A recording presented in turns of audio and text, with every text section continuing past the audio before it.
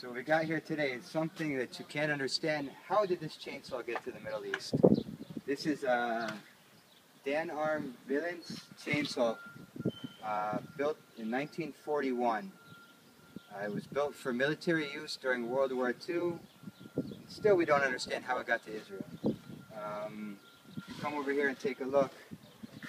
It's pretty much like a motorcycle engine. Here you have the carburetor, which is made from brass.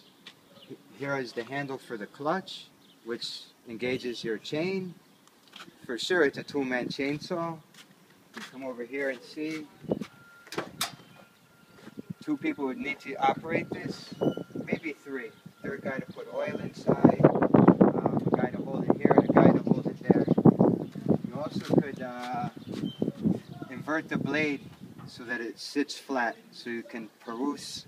Let's see.